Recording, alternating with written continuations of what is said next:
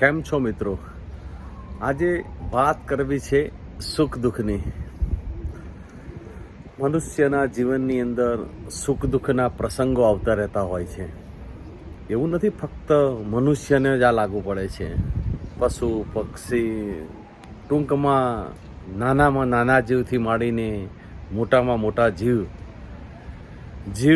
તો એક સરખો જ હોય છે મિત્રો. પણ એક જો બોલતું પ્રાણી હોય તો એ ફક્ત મનુષ્ય.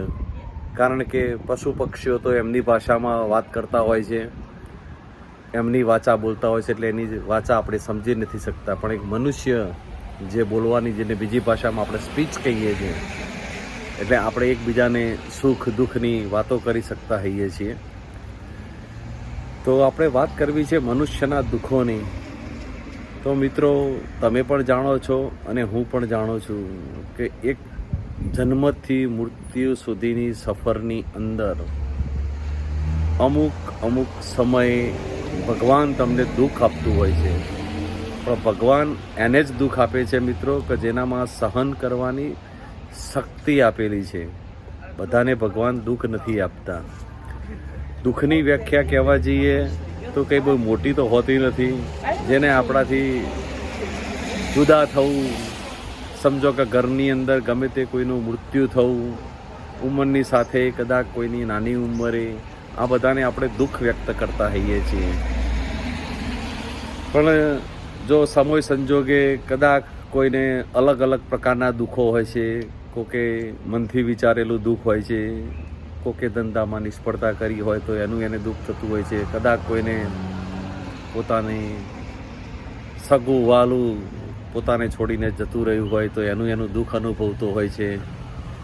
પણ હું માનું ત્યાં સુધી જો કદાચ ભવિષ્યની અંદર તમારે કોઈ એવી પરિસ્થિતિ કદાચ આવી પડે કે જેને તમે મોટું દુઃખ ગણતા હો, તો આપણા રામાયણના શ્રી રામચંદ્ર ભગવાન અને આપણા શ્રી કૃષ્ણ ભગવાન, એમને યાદ કરી લેવા મિત્રો.